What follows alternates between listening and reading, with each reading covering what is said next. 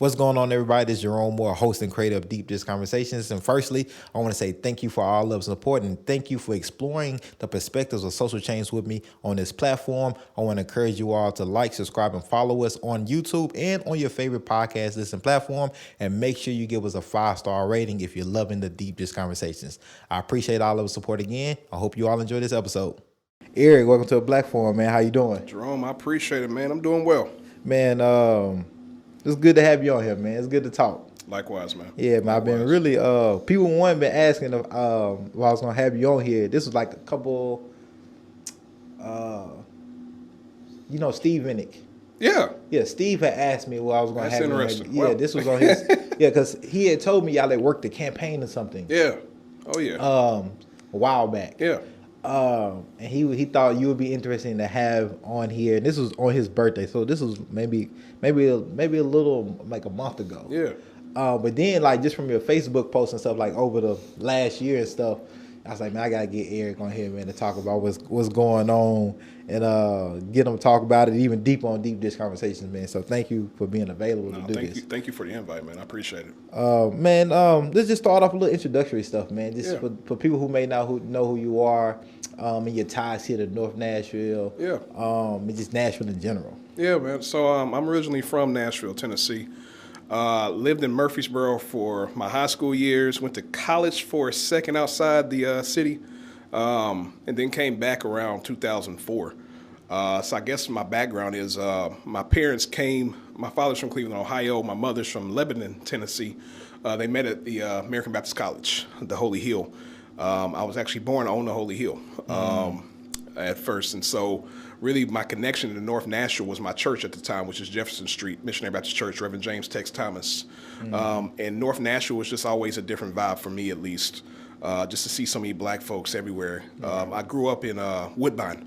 And Woodbine is way different now than it was then. Right. But Woodbine was very diverse area. So you had black, white, folks from Africa, Laotians, the immigrant population in general. So it's just very diverse. Right. And then the only problem is when I went to school, majority white, you felt like maybe the only black person in the class. And then I got to middle school at Wright, and Wright was a whole different beast at that time.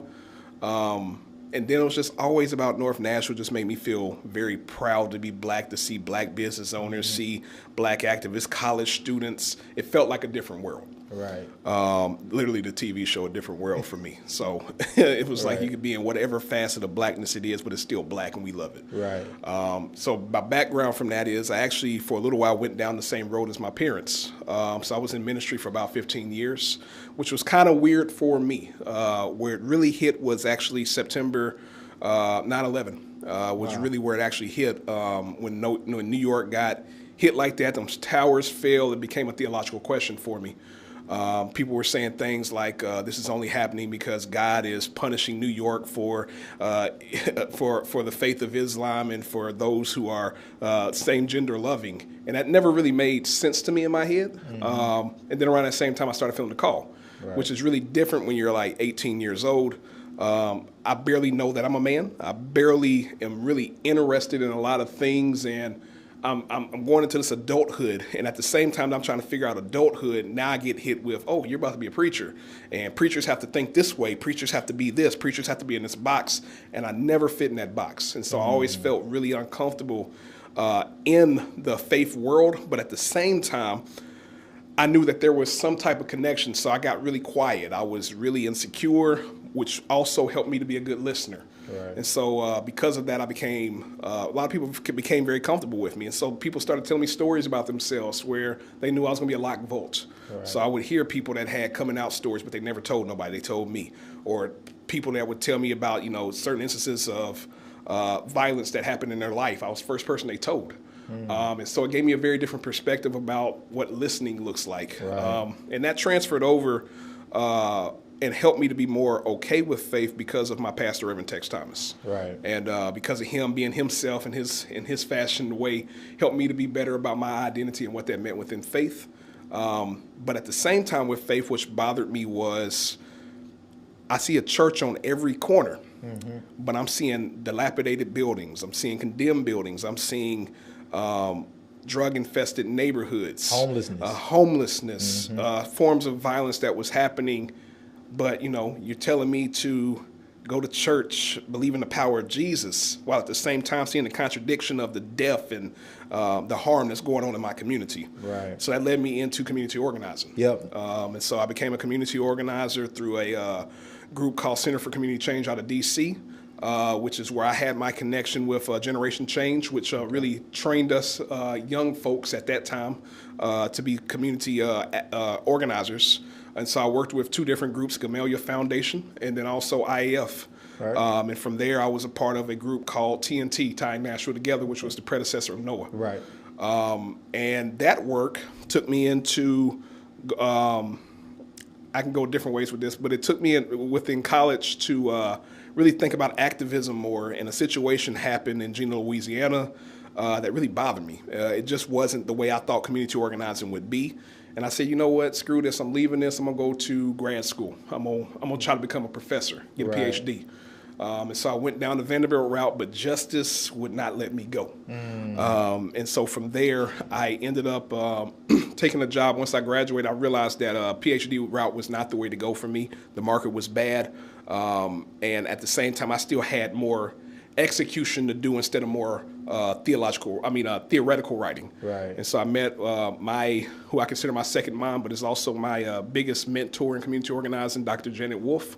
And she told me about that she just got hired on to Children's Defense Fund. Now, she was my teacher at ABC. Right. But she ends up being my boss for Children's Defense Fund. And so now I start thinking about the Creative Prison Pipeline. I start thinking about how faith and theology works well with the prison pipeline system. What does that actually mean to be followers of God or followers of Jesus or followers of whatever that means? But at the same time, how do we make sure that justice is felt and done? Right. But there was something still missing in community organizing for me, and that was how do we still change policy?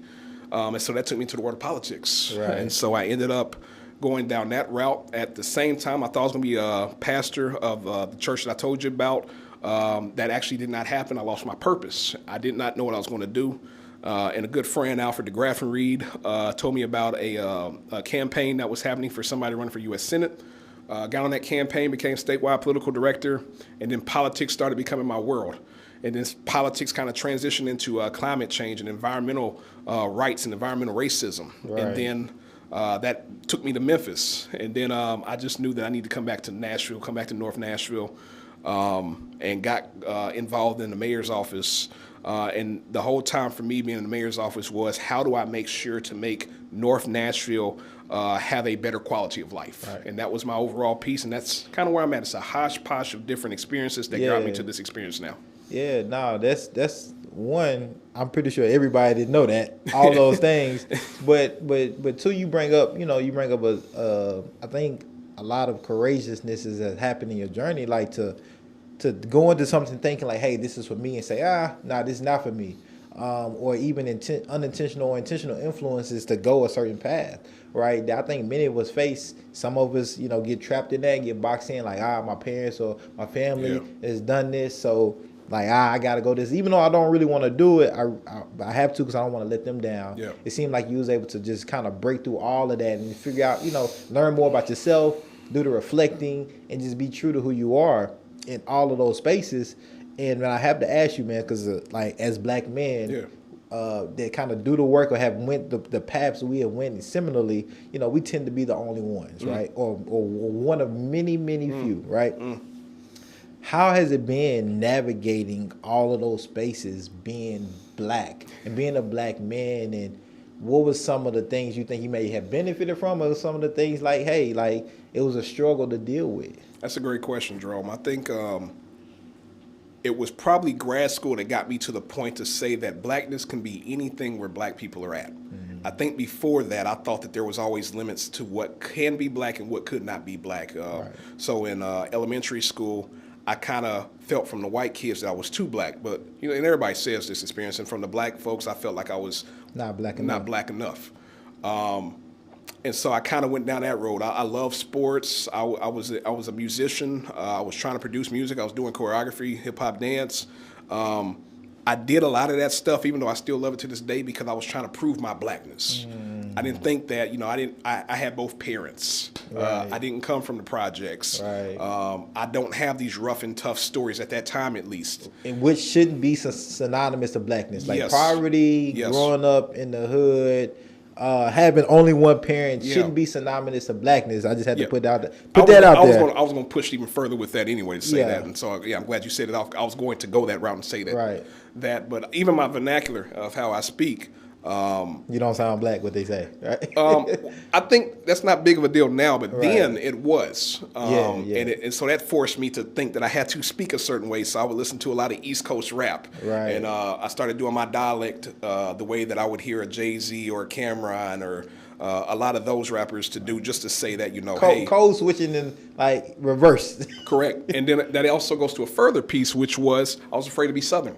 Especially when I hear the word, somebody say y'all country, I'm gonna say the word y'all country niggas. Right. This is how it is, and it was like, no, I'm not country. I'm Right. from a urban area. Right. City country. I'm Southern, and so right. the blackness of Southern and all that. But I think when I went to grad school, it helped me out is because I had a professor named Dr. Victor Anderson, and he wrote a book called Beyond Ontological Blackness. And his point is that there's not necessarily this essence of blackness that means that there's this limitation of blackness. And for a lot of people, they thought blackness could only be a successful blackness could only be like the Cosby Show, right? But there were other people that were like, no, there was a success in my blackness, but it may not have looked like that Cosby Road. Right. And so started studying the comedy of Dave Chappelle while also in grad school, and reading a lot of philosophy really pushed me to the point of if black people are there that understand their experience of struggle, but yet want to keep pushing and prevailing, that's what blackness is. So that's why you can see like a Tiger Woods, even though, I want the brother to acknowledge that he is black. Right. That he's in golf. We love that. To see Venus and Serena Williams in tennis, they're black. Right. And you're seeing black folks start pushing beyond boundaries and starting to do all these things we didn't think black people could do. Right. Only eat fried chicken, hot sauce, and all these different things. And the reality is that's black too. Right. But this is also black because my experience allows it to be black. Right. Anything I think black people put themselves in, our vibe's gonna be there. And blackness is not a monolith, right? Yeah. We have different black experiences, and I wanna push it this far, because this is where I think many of us run into a wall or figure out how to struggle with. Get into politics, right? It's already kind of adversary blackness in politics and politicians in general, right? It's already contentious relationship there.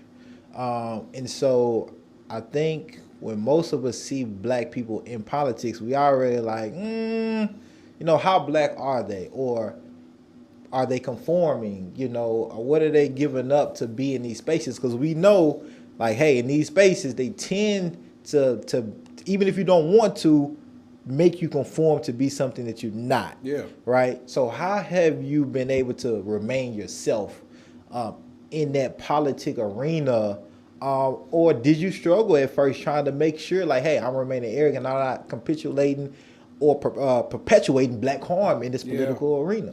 I never struggled with who I was and why I came there. My number one definition for why I got into politics was always going to be North Nashville, period. For the black people and the black success and the black history of North Nashville was the main reason I was in that I was in the mayor's office. That never changed for me. However, what did change was that anger that I had, and that righteous anger for justice that pushed me to politics was questioned by folks that at first clapped their hands and congratulated me for being in the office to say that there would be change.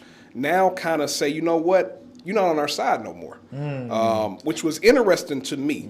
That Nashville has this model for some reason that if you're not doing the same mode of work that I'm doing, that means that you are a traitor to the race. Instead of other models like maybe say a Chicago, where the community organizer is going to talk to the person that's in the office, it's also going to talk to the janitor, it's going to talk to the secretary, because we know if we have all that intel and that information, it helps us to have a better case for why we can get change done within government. And so for me, that started bothering me, that people that were my friends, and I want to talk to them and say, hey, Tell me what I need to know so I can push it on the inside. Right. And what I started realizing is now they're afraid to talk to me. What's that about? You know, Right. and I think it's because they thought that I had a loyalty to the way of politics and not a loyalty of why I came into politics for the first place. Right. And then you also have to mesh that with being in a work environment where sometimes your blackness is only tokenization. They want you to stand on a pedestal. They want you to be on a nice chair Right. and say, hey,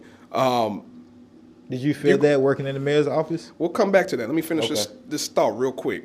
Where they put you on a pedestal and they'll make you think that, hey, you should be happy that you're here. Right. But not necessarily put you into the strategy or the work or understand your skills of that work. So now you kind of feel very weak on that end.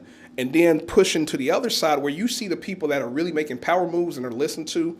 And at the same time, you struggle with that because it's like, I kind of came in this office to fight that. Right. But I'm also seeing that this office likes that. Right. So how do I deal with all these different complexities that's going on and still be a Southern black man and feel that I'm being real to myself, being real to the cause, and understanding the pressure that comes from that? So let's go back to your question. Did I feel like that? I think that I had good supervisors that tried to help me not feel that, but it just wasn't successful enough. So I had a great supervisor in Courtney Pogue, our Economic Community Development Director, 25 years of experience of economic development. First thing he told me is that all the economic development, only 3% of black folks are in this industry. Only 3% of Latino folks are in this industry. And so we're already a minority. Super minority. So they're already up in the game. And so he always wanted to make sure that I understood principles, that I understood how these things happen. So I felt protected with him. Now, I'm also saying that with a office that was only two of us, he had maybe $150,000 budget. Right. Compared to when he came from Dallas, had a $9 million budget, $100 million economic development funds, 36 employees that was under him. And he was able to do his work. But how are you able to do your work when the reality is you might have only got hired because of the color of your skin to appease a certain group of people, Right. while at the same time the real work is being done in other closed doors and not also involving you. I had a good director, Fada Massimo, who's a white woman, but she served in two majority black towns, Right. Birmingham, Alabama, and Atlanta, Georgia. And so she had a different perspective. She made sure to always want to be inclusive, think about equity. But again, where's the budget to be able to do the work? Right. And so what you feel like sometimes being in politics is with a limited amount of resources that they will give to you to do the big work where they don't give you enough people or resources to make that work happen. Right. At the same time of people wondering why things are not getting done fast and being mad at you and maybe seeing you as the enemy, the reality is, was I really just hired here to do a job, or was I really hired here to look a certain way for somebody else? Well, because you know that's as black folks, that's what we're gonna do, right? We're gonna say, okay, Eric is now in the mayor's office. We're gonna clap, and now we really expecting things to get done. Are we talking about economic development too in North Nashville and the Bottle area? Oh, okay, cool. All right, so if the mayor says this is gonna happen, we already know who we looking to. Like, okay. You know, it didn't happen. So, Eric, what's going on? All right, okay. He says, all right, okay. It's just one thing. All right, the mayor says, okay, we're gonna do this and plan this and get the community involved. It don't happen. Eric, you know what's going on? Are you going? Can you talk to the mayor for us? What, can you give us that feedback? Why is that not? Because you're our connection, right? That we feel like we have a way in, or at least an ear in, even if we're not on any type of official community organization or sitting on any committees. Like, Eric is our way in. And so how did you navigate that and respond to those things, even being that staff but also that community member? Yeah. How did you mitigate those two kind of like unique but also different kind of positions? I mean, we come from a people that made $1 out of 15 cents. We Right. always found ways to get things done, and I think that's Right. the same type of mentality that I had to bring to the office. And we had a lot of great workers, and still have a lot of great workers who are inside the office that have to always find creative ways and avenues to get things done. And the reality is that you're not going to get 100% of it done. Right. But I'm very happy if I get 85% of it done. So to talk about $20 million from ARP dollars, American Rescue Plan dollars, to be able to be used for small business development in Nashville and underserved communities, and 2.5 is automatically in North Nashville, is a win. Now, it's not the biggest win because we know we have a $2 billion budget when it comes to the city of Nashville. Right. But it's $2.5 million more that we can use to a lot of black businesses that did not get PPP funding during COVID. Right. So I'm happy about those wins. Participatory budgeting, $2 million. Now, it's controversial to talk about participatory budgeting because I think in other areas it's done differently, right? And it can also look like you're only using that participatory money for things that should have been fixed in the first place, right? Especially when other things are being discussed and talked about.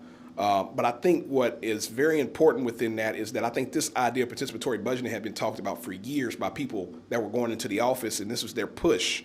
Did it go the way that we wanted it to go 100%? No. Right. Things change. But at least what I'll say is that I was still happy to be a part of the $2 million, and that it was a pilot project, but it's still going, right? Right. So I think for me is that I can't always run the ball for 100 yards. Right. But if I can get a first down, I'm going to get the first down so that I can get set up for the next 10 yards. Right. Working in the mayor's office, and just for like clarification, so people who may not know that you was a North Nashville Economic and Community Development Manager. Yeah. So people know, have that at the top of their mind. You're no longer in that role. Yeah, I resigned. You resigned from that role. When did you start to think and see like, okay, maybe I need to start thinking about other alternatives to do this work outside of the mayor's office? Yeah. I was thinking about that probably the summer of probably around the end of last year. Okay. And there's a reason why. There's a few reasons. One is that I'm divorced now. Okay. That divorce happened during COVID. Two is I had 2 stints in the hospital, where one, my liver shut down on me. Found out I had high blood pressure and diabetes. And all this happened while not catching COVID. And I was not drinking at that time. I was actually told if I would have drank during that time, I may not be here. Also, have heart surgery. Had this thing in my heart where my heart would beat rapidly because blood would get trapped in one of the ventricles and just go circular. And so I had to get heart surgery. Wow. For this, man. And so that pressure, along with the pressure of divorce, along with the stress of always thinking, how can I make North Nashville better? My brain does not turn off. Right. So, some people might say, well, go on vacation. Well, guess what? I'm on vacation thinking about how do I make North Nashville better? Right. When it's just one of me, maybe 2 of us, but one of me right. In that office. And so it got to a point of saying, if I'm not getting the resources or the office is not getting the resources it needs, if real economic development work is not actually happening in our office, but it's happening somewhere else, if I know that every time we keep saying that workforce development, small business development, how do we talk about procurement? All these different ways to really talk about how do black folks get jobs? How do black folks have ways to make their community thrive? And instead, we see a project like a interstate cap get thrown Jefferson, instead of actually saying what are the issues first before the cap. Instead of putting the cap to say that's going to solve the issues when it might actually create more issues, you get to a point of saying, you know what? I have to start thinking about my own health. Right. And I think the reason I stayed the longest in that office is because I was so afraid to lose health care, which is the real truth, is that I was afraid to lose health care because I didn't know that if I quit that job and if I don't have a job, am I going to be able to take care of all these ailments that I just discussed and talked about? And then it finally just got to a head that I can't wait no more. So I got to resign. I was looking for jobs, still looking for jobs, but it's also brought me to a point of, if I care about North Nashville, if I care about my health, and if I need to heal, I need to heal in places that allow me to heal. And the reality was, mayor's office was not a place for me to heal. I'm going to just assume, and let me know if I'm incorrect, that some of these issues that you have brought up around economics, really supporting and diving deep into North Nashville, have the proper community dialogue, transparency, that you broached this with Mayor Cooper. I'm going to assume so. And if you did, what was those conversations like? Did you feel like your voice was heard, wholly, partially?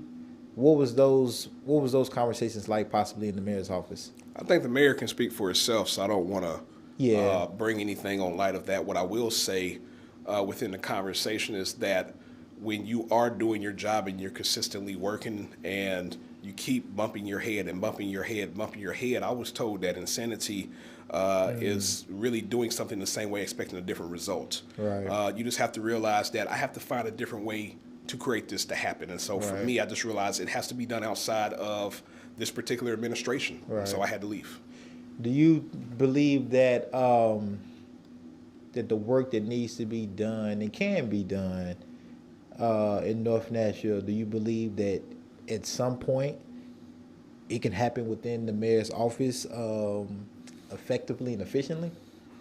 I think that we have to talk about a complexity of things. Okay. One is that we have redistricting that happened in the state of Tennessee. Why that's important is for a few reasons. One is that those redistricting lines happen where black and brown communities were at. It was to splinter those votes. When we talk about it, we see that Nashville has been split into 3 different areas, which makes it more conservative. So the first thing that I will say is that with our Congress District 5 now being splintered into 5, 6, and 7, it could be a possibility that all of those districts become Republican in Nashville, which now means that where do the resources of federal dollars actually hit when it comes to our city of Nashville? Are those federal dollars actually going to come into our area? Right. That's the first thing. The second thing is that we have a state that is dominated by Republican politicians that are also very anti-Nashville. And I think their reasoning behind that will be that the rural areas or areas outside of Nashville and also a Memphis Shelby County area doesn't get the same love as a Nashville or Memphis would get because we're urban areas. Right. Not realizing that Nashville is the economic driver of the whole state. Right? And so now you have to deal with state law that a lot of times has preempted us, and you know this from your work already, preempts us from a lot of things that we do on a city level. Yep. Now let's talk about the local level, which is, can a mayor, can a council do what it needs to do when, one, we have the 3rd largest council in the nation with only 2 people as their support staff. I make that because in Memphis, where they have a lesser number of council members than we have here in Nashville, each council member has 2 staffers with them, right? So what does that mean as far as reading certain policies and getting that done on top of maybe many of them having jobs, right? Though this is a strong mayor government, what does that mean when a mayor might try to implement certain policies and it gets preempted by the state, or council does this and gets implemented by the state? I say that because I think it's way deeper than just saying the city. It's that we have to look at the state and federal and how all this combines to really affect a lot of black lives and brown lives as well. Right. And so that's the way I probably answer that question. Yeah, no, and it makes sense. And I don't think a lot of people, unless you've done this work, know about the preemption. Either if the council or the mayor wants to do something, the state says nope, it's not going to happen. And so, and that's that's out of his or her hands. But to go deeper on your question, can things get done in the mayor's office? I think we're going to have to stop looking at things as one piece and look at the whole picture. Okay. And I think a lot of times, and a great example would be Georgia right now. Georgia worked at least 10 to 15 years to even put themselves in a situation to now have 2 Democratic senators. Right. And now they might actually have the opportunity with a Stacey Abrams running again for governor, for her to actually be governor. Now you're turning a state blue. Right. Nashville, the state of Tennessee, that might be 20 years from now. Right. So again, there are some possibilities that can happen in Nashville, but we're going to have to start looking at maybe also the state of Tennessee. Right. And we're going to have to look at the larger state of our nation as well. Right. And combine that to, if power happens on the local level, that kind of sounds like a lie now, when the reality is that the state is actually telling local what to do. Right. So yeah, I want to have hope, but at the Right. same time, I want us to be realistic. So there's in I know that because I know I would have struggled with it personally, and that's why in a lot of ways I think it is beneficial in many ways for people, black folks in general, specifically, that do this work. It's great to be attached to organizations because of capacity, resources, but having and probably needing to build your own thing simultaneously, I would advocate for that too. And the reason I say that is because this double consciousness thing that that we have to have, and this is and I want to pose this as a question to you. We understand policing in the city. We understand the policing in this nation. We understand how we're targeted as black people, as the black community, and people of color are just targeted in disparities when it comes to policing. How difficult is it for a person like yourself that was working in the mayor's office when you have a mayor that is advocating for license plates readers and more police funding? Is that something that you say, okay, well, hey, because he's representing the mayor's office, which includes you. Got you. Did you figure out a way to separate kind of your thought, your ideology on how you feel about those particular things? Or was that something that was frowned upon? Was that a struggle for you at times in that position? I never struggle with my blackness and what it means to have to deal with what police brutality looks like. As a person that's been beat up by cops, that's been hit by batons, Right. that's had their car searched on numerous times, that's been put on the ground, that literally had a cop put their pistol on my back and say, if you move, I'm gonna shoot the shit out of you. I don't forget those experiences, and I take them experiences with me all the time into the mayor's office, regardless. My answer to this question is, I'm going to always think the way that I think. Right. I'm going to always play my role. My role that I think that I did is that I wanted to make sure the community's voice was heard. In my district of District 21 of North Nashville, the voice that spoke the most in that community said that they wanted more cops. They wanted LPRs, which is really interesting, right, at this time. And I think that what I'm trying to harp on is that where I have to go in my community is I want to know what their voices are saying. It's not to say that there's a different voice in that community that's saying we don't want cops. Right. It's that I'm in a community that the louder voices are saying that they do want cops, and they are loud. Right. And they're not actually saying that they want cops, if we're going to be honest.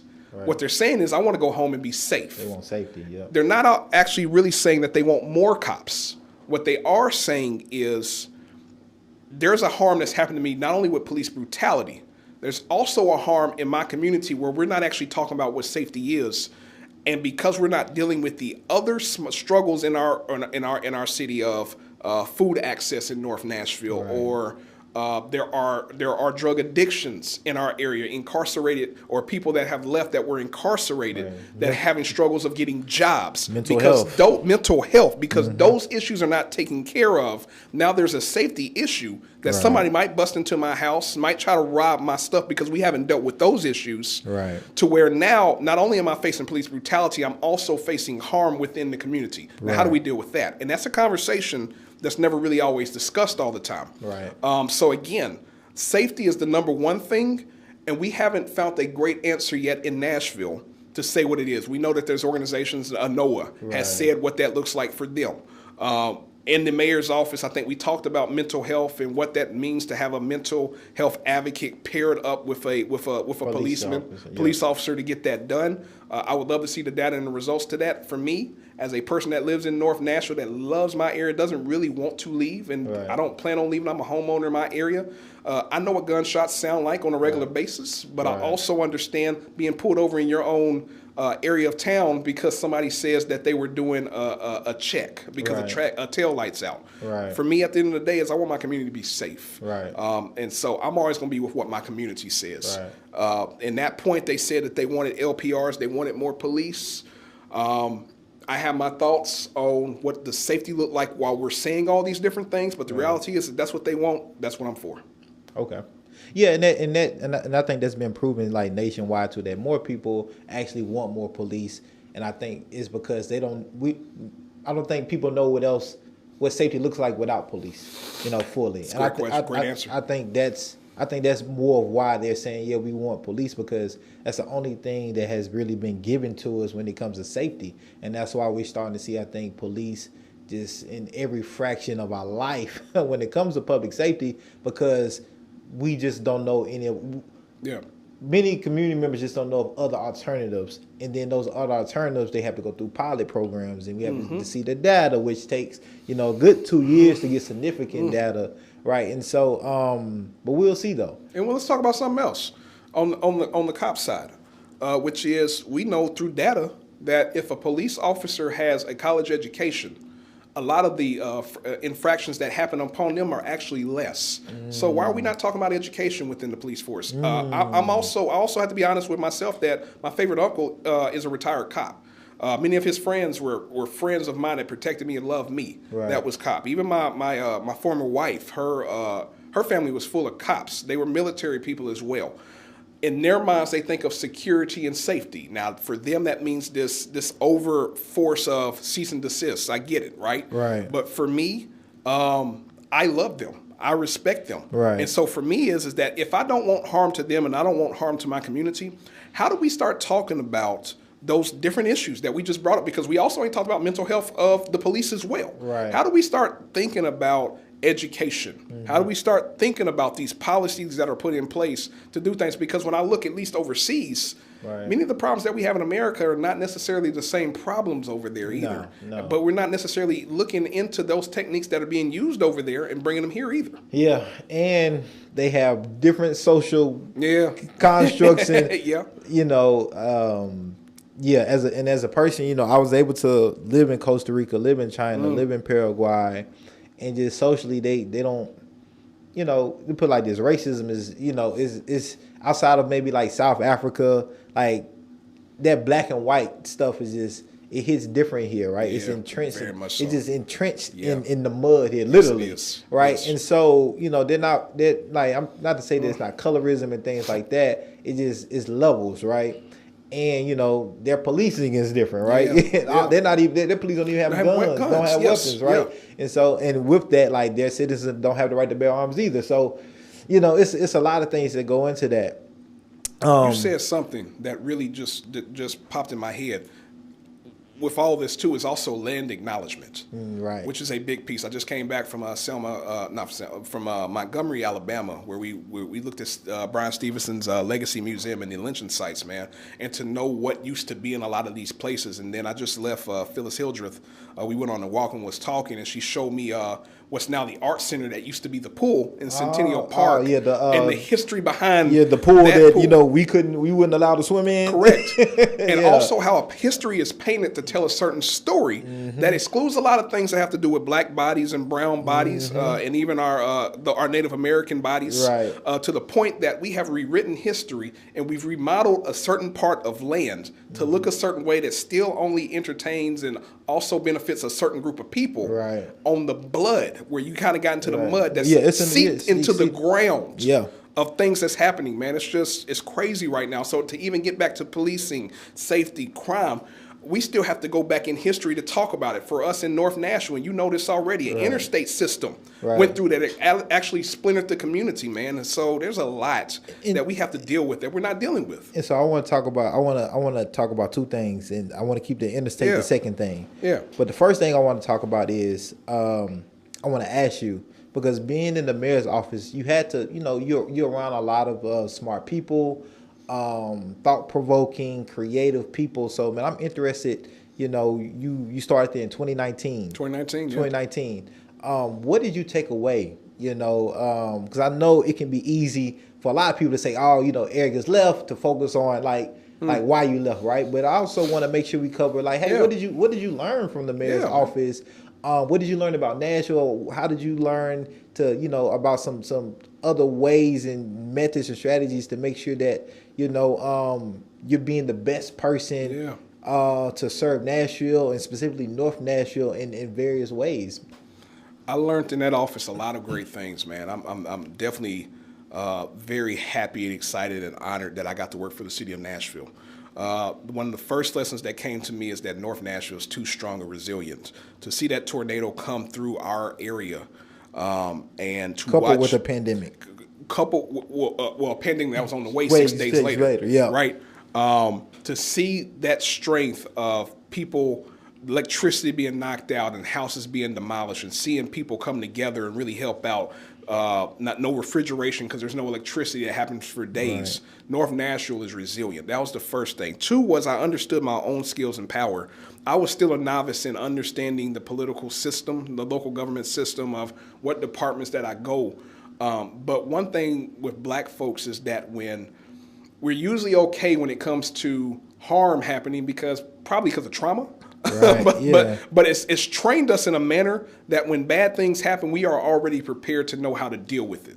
So it's not this big shock to us all the time of when these things happen. It's more of we have to do something about it now because this is just the way that we've always operated. So I understood the government system based on that tornado happening. I got to meet people. Right. Relationships is a number one key that happens with that. The second thing that I learned very quickly is that it's not Eric Brown from the mayor's office. It's Eric Brown, and stay with Eric Brown. I thought in a lot of ways that I've always had to connect myself to different organizations to be seen as valuable and important, when the reality was the value was always within me. Right. And so it's great to have a mayor's office. It's different if you don't do nothing with it. So to have resources, the little resources that was there, to have those resources, you better do something with them. Right. Nobody's holding your hand into using these resources to help out your community. You better find a way to use that. I found out within myself how valuable I was. I also found out very quickly that I love being black wherever I'm at. And so in that mayor's office, I never, even though I had to struggle, I never felt I had to turn off my blackness.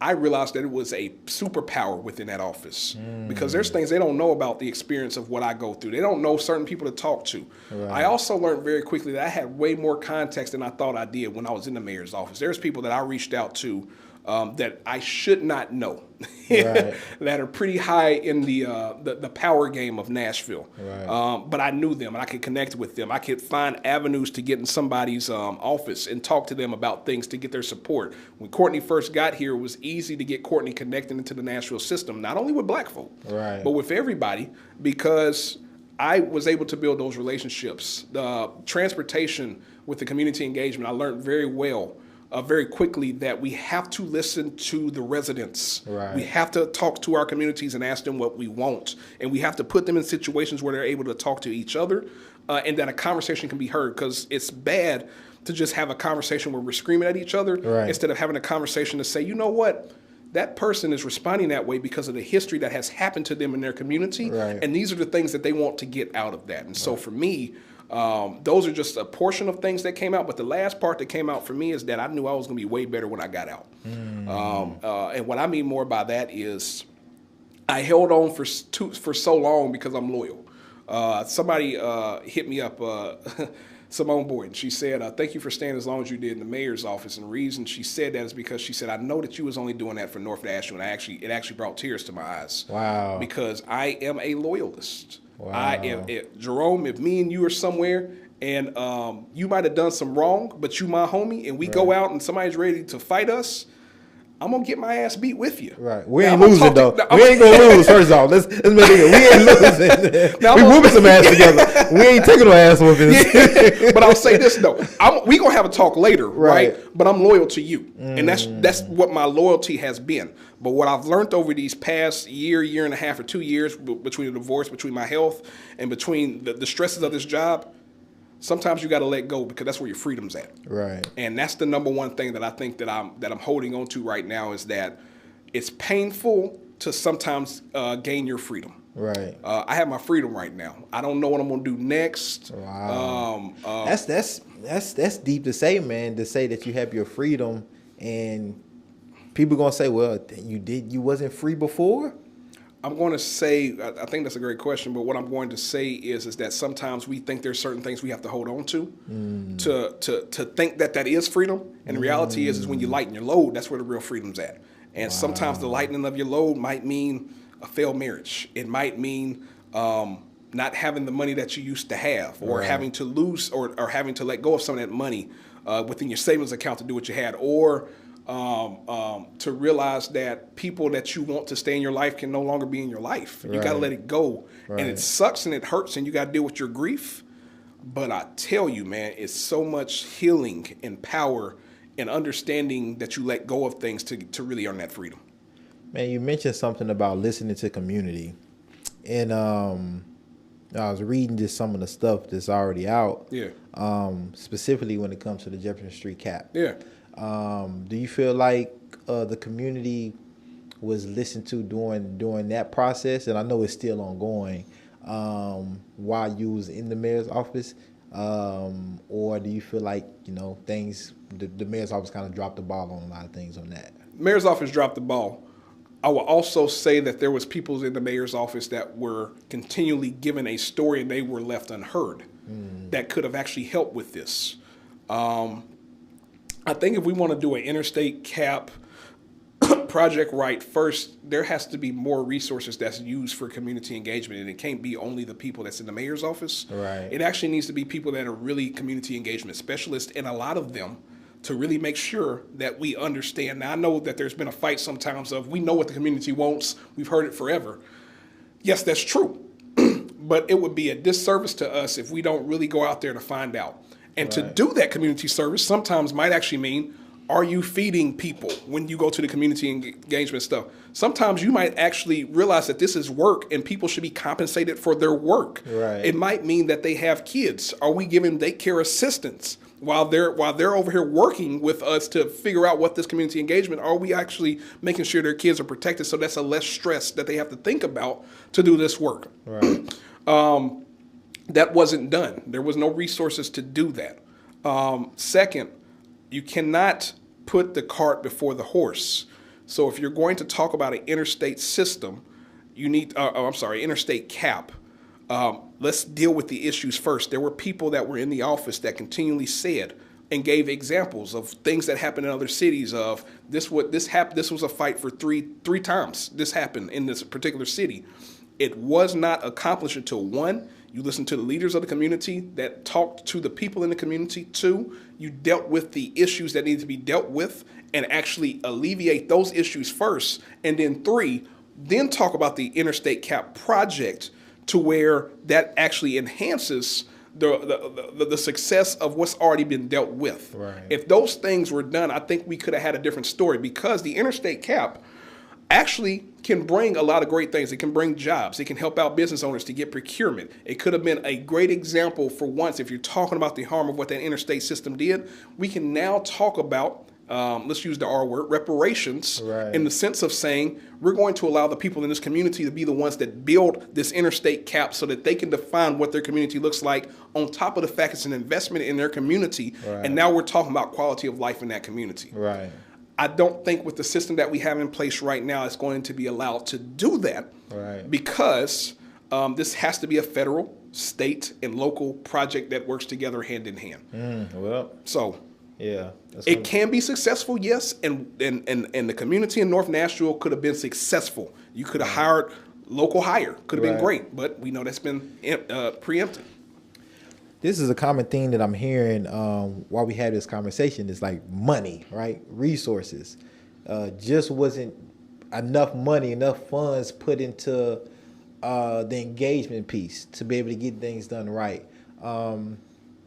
Is it more so wasn't enough money, or just the proper money just wasn't allocated to in the right kind of column on the finance sheet? I think Fata Massimo did the best that she could with what she had. And she is a true mother in the sense of mothers are going to always find a way to do with what they have Right. to get things done. And she tried her best to do that. And I believe that 100%. But we brought in somebody like a Courtney Pogue that should have also been at the forefront of that project as well, Right. because he saw this happen. He knows how to do this, and I don't think he was utilized enough. Resources, I think we are in an environment in Nashville where we keep hearing physical conservatism. And for me, that's way different than what I think that actually means for a lot of folks. For a lot of folks, that means let's just hold on to all our money and just do basic necessities. But we still get to define what we're saying is essential Right. to that particular person instead of saying what's good, where fiscal responsibility for me and physical conservatism means that if we're talking about, for me at least, giving out corporate welfare, Right. giving out money that helps out these things. And we keep saying it's because it's going to reignite the workforce, when the reality is it just passed the pockets of a lot of businesses that may not have no connection to us. Or we start talking about these incentives that we give to these businesses to come down here. And the reality is that they might pick up and leave because they're not there. That is, for me, where we need to start talking about fiscal conservative. Right. It does not mean that for me when we know that homelessness is rampant, when, again, we have no food access in certain parts of North Nashville or Bordeaux. And by the way, Bordeaux has, I think, 4 food places that's supposed to be the access of food. 3 of those are gas stations, right? And so why don't we talk about those things? So for me, the real stuff that we need to deal with homelessness, food access, housing, attainable housing. We like to say affordable housing, attainable housing, Right. and there's and even transportation of what it means to get to and from somewhere. Right. That's where our money should be at. And I don't think we have our priorities in order. A significant number of staff have left the mayor's office. I'm pretty sure maybe for all similar reasons or different reasons. If you was me right now and you seen that happening in the mayor's office, what would you think? Would that be a sign of something is not going right in the mayor's office, or is it a sign of like, hey, people are just moving on, letting go? The mayor's office is maybe not have a solid foundation as we thought. People are not aligned with the same ideology or what's best for Nashville. What would you think about that? Yeah, I'm going to answer it differently because I'm not you, but I'm going to answer it because I'm me. I'm going to give you 2 sides of that. I can't speak for the ones that have left. Right. They have their own reasons of why they left. I told you my answer of why I left, right? I will also answer that I had great leadership with the two supervisors that I had, which was Fata Massimo, which was Courtney Pogue. They gave me some of the best knowledge, and I think that I did not let them down. At least I hope I didn't let them down in the work ethic that I had. I think that they saw that, and I also believe the community saw my work ethic. So I think that also counts within itself. That's what I call great leadership. And I think people always stay with great leadership when, 1, they know there's a vision. 2, that they know that their leader is always going to be there with them. 3 is that there's going to be some form of showing you how to get things done or reconfiguring to get things done. And those 2 great people were great examples of what leadership means for me. So I'm going to ask you an even more straight and blunt question. Is our mayor a great leader for the city of Nashville? I think the people got to decide that. I can't answer that for anybody else. I think the people have to decide that for themselves. And I think I'm asking you though. I'm speaking for Eric. Yeah. Eric Brown. Does Eric Brown believe Mayor Cooper is a good leader? Yes or no? Yeah, I'm not going to answer that question. What I would definitely say though is that that Nashville deserves the leadership it needs, and I think their voting power should prove the leadership that they deserve and that what they need. For me, again, I'll just go back to the further questions that you asked, which is I had to heal. I had to deal with myself. I have to let go. Gotcha. And so for me, I had to leave that office and find different ways to do that. Speaking of different ways, now you're gone. You have the freedom. You let some stuff go. Currently not working for any organization or any employer right now. What's next for you? It's a great question, man. I'm going to keep the same thought. I still want to make sure that North Nashville is an international model of what a community should look like with black leadership. I still mean that, even with all the things that we're seeing happening in North Nashville, gentrification, displacement, businesses moving in that might essentially wipe out a lot of history in North Nashville. I still, I guess, kind of like the old Christians and the old mothers, still just have faith, baby. I still have faith. Yeah. And that's the faith that I'm going to keep for that to happen. And so that means that I want to find ways to make that happen. Other answer, go ahead. I'm going to say kind of, just because I know you're passionate, I know you've done the work. Yeah. Just always interested in hearing what are some of those ways that community, right, could be a part of in making Nashville and North Nashville more specifically better, healthier, more equitable, more economically vibrant. Number one thing is that if you're looking for a house, and I know that we're in a market of where it is a seller's market right now. If you have the funds and you are a brother and sister that really cares about the history of North Nashville, I need you to move back. I want to take the Marcus Garvey approach. Come back to that area. We're seeing great business people that are putting their business here because they love the rich history of North Nashville, and I'm loving that. So when you see your Slim and Huskies, what Clint Demo and EJ are doing, I love that, to see them put Slim and Huskies and put E.G. Mack there.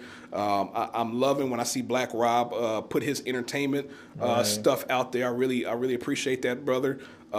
Charlotte just put a coffee shop slash event space on Jefferson Street, which I really love. Just like how E.G. Mack is on Jefferson Street, we're having more black folks come back to the community because they know that history and want to do it. So I think for me is that if you really want your area to be there, we're going to have to find ways, one, to buy houses. Two, if we want to see the businesses that we want, can we pull our money together to do that? If we can't pull our money together, can we find people that do care about that and bring them in the community to do those different things? And I mean black folk when I say that.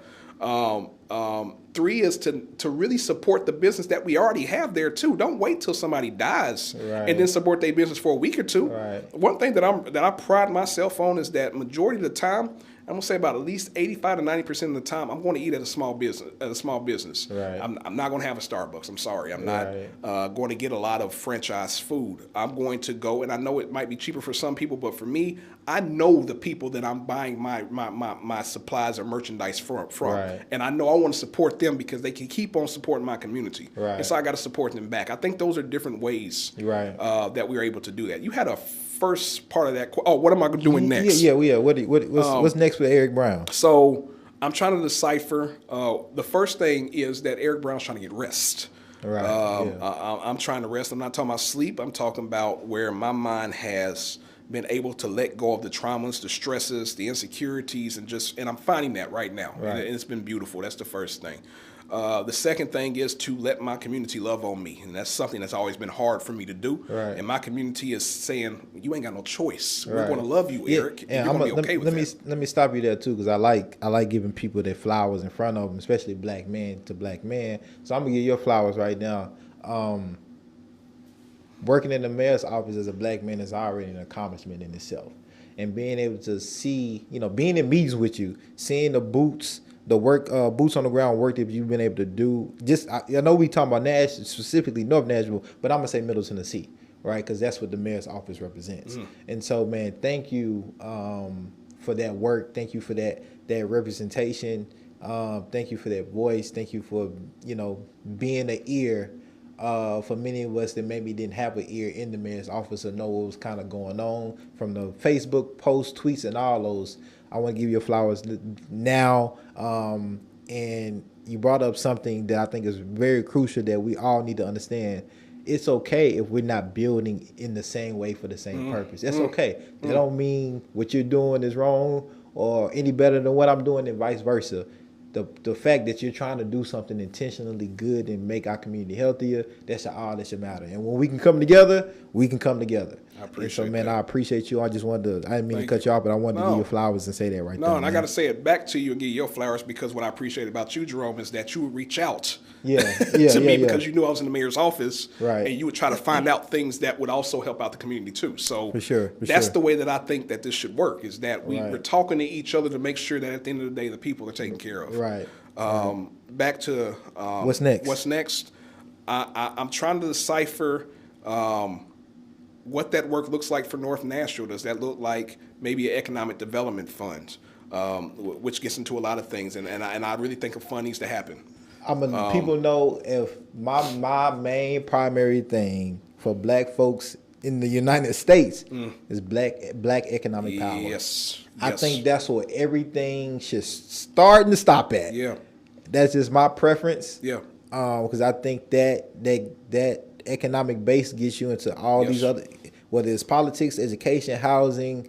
It is literally being able to do for yourself and create the things that possibly that your city government, state or federal government are not doing that they should be doing. Correct. And there's a lot of great resources for that. And so when I say it, now let me make sure to give shout out to 37208 Fund, because they're doing their thing right now. And I really appreciate, I think I'm talking about a different fund when I say that as far as economics. So I don't want to step on their toes, because they're doing great work within that. But I want to get it to the point of what I'm seeing, like Crenshaw, California. They have a thing called Destination Crenshaw, where they're actually talking about the history, but they're just bringing it back into the 21st century to get things done. But they're not leaving their history. They know where they came from, and they're just trying to see it in a different way that still keeps it black. And so I'm loving that with Destination Crenshaw. I was reading a group called Center for Community Investment in D.C., where they're doing this thing called capital consumption, where it should be, which is what I think should happen, partnership between private and the public worlds, bringing them together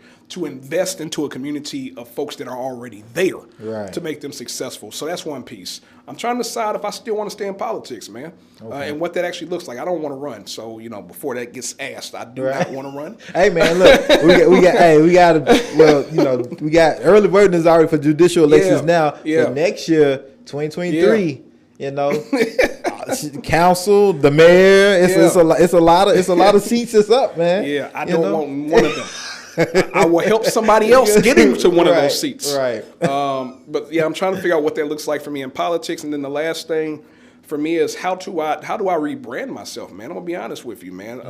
One thing my pastor told me very quickly, Reverend Tex Thomas, says, you can't serve poor folk being poor yourself. Right.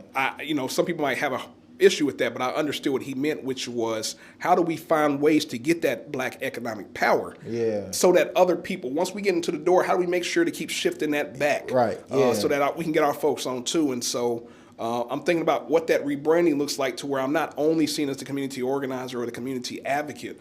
I'm looked at as the person that really is talking about economics and is showing it by doing it, and has the resources, or put myself in a place to get the resources, but to make sure that everybody eats mentality is happening. Right. Yeah, no, man, I think, I'm sure, man, that there are going to be many opportunities for you to do whatever you want to do on your own time as well, and be completely yourself. And so, man, I'm looking forward to it, man. Before we get up out of here, though, man, I know you got this book. Yeah. And I thought I had to make you go back out to the car and Yes, get it, you man. did. So let's talk about that a little bit, man. And where can people tell us a little bit about the book, and kind of where can people find the book? Yeah, man. So I think one thing about the book is that what was interesting to me is that this actually happened once I got out the hospital from the liver shutting down. And I said two things were going to happen. One was that I was going to first work out, and so I got my health back, and so I lost about 75 pounds. The second thing that I was going to do was finish my book. My book is kind of like my mixtape, is how I look at it. It's a children's book for adults. Okay. And so you'll see like pictures and pages in the book. I did this on purpose. I love it. But I start talking about different issues about black male vulnerability, a black man from being from the South. Right. I talk about faith. I talk about a lot of the issues that are happening in our community. And sometimes I just have very weird thoughts that I put out. And so for me, it's a mixtape of my personal life experiences in my first book. And I'm very happy that it happened at a time that I should have gave up. Or let me say it differently, that many people would have given up. I kept going, and then not only that, I said I'm gonna make a product out of the pain, and so this is one of the products that came out of that. Weekend Reflections, which started with me just writing Facebook posts about reflections that happened over the weekend, but it's turned into something that's way bigger than that now. What can people grab the book? So there's a few places that you can actually get the book. One is you can get it from Amazon and all those different places, or I actually have a website, Weekend Reflections, that I can give to you to pass out. Okay. Where you can actually just buy the book straight from me. Okay. I'm still doing it like the old CDs in the trunk. It's in the trunk. You'll pull up on us. Put it like that. You can also buy it at Energy Okay. on Buchanan Street. Naila Burnett. Her juice and yoga spot, she has the books there. Okay. But yeah, please go get the book. It's one of the first. I think it's not gonna be my last book, but it's definitely gonna be my first book. Right. That starts the spark to a lot of other things that's gonna happen. And so I did something, man. This is the book, man. But I wanted to make sure you had a copy, so I signed it. Oh and, man, gave you a copy I of the book as appreciate well, that, man. Eric, man. Yeah. Oh snap, got a signed book. Hey man. Sometimes, people, you know what I'm saying, come through deep dish and really, you know what I'm saying, take care of your boy. Man, I appreciate that, man. No doubt. This is amazing, man. Eric Brown, man, I appreciate you. Before I get you up out of here, man, is there anything, man, we didn't talk about, or you didn't get a chance to really get off your chest about anything, man, that you would like the people, the listeners, and the viewers to just know, man? Yeah, man, I think the biggest thing that's happened for me these past 3 years since COVID and the tornado has happened is the power of vulnerability. I don't like that word as a cliche. I mean that very seriously, that I've literally had to strip away a lot of things about myself that's helped me grow. Mm-hmm. I've had to lose a lot of people. I've had to almost lose my life a few times to let go of things that were very toxic in my life, right. To go there. But that only happened because of the support of a community that allowed me to be weak around them. Right. And just show the tears, show the pain, and they were still there to take care of me. To be around more black men, and I'm gonna say specifically black men, right. That are now able to talk to each other like real people, right. and not the bravado to make us feel like we're strong. Right. That, and then also taking that vulnerability wherever I go.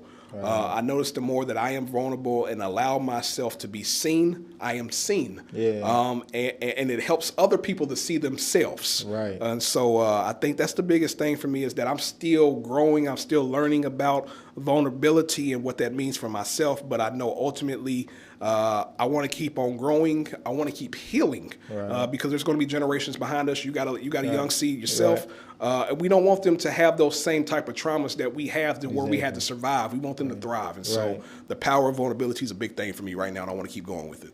Eric, man, I appreciate your time. How can people reach out to you? Because I'm sure, man, it's going to be people like, hey, you got too much knowledge, too much expertise in this economic development, community development world, man. So if people wanted to bring you on as a consultant, get your ideas, strategies, well, how can people reach out to you and just jog your mind? You know, so potentially for a fee. Hey, black economic power now. I believe in value. I believe in value. The first way, I'm off of social media right now, but I am still on LinkedIn. Okay. So you can look for Eric E. Brown Jr. on LinkedIn. When I do get back on Facebook, Instagram, I still have Eric E. Brown Jr. You can reach out to me on Instagram on that, and it's also the same thing on Facebook as well, Eric E. Brown Jr. My email is mr.eric.e.brown@gmail.com. Feel free to always email me. And if that don't work, if you got Jerome's cell phone, hit him up. He'll give you my information too. Yeah, for sure. Eric, man, I appreciate you, man. Thank you for being vulnerable. Yeah. Thank you for just opening up to us and giving us some gems as well. Yeah.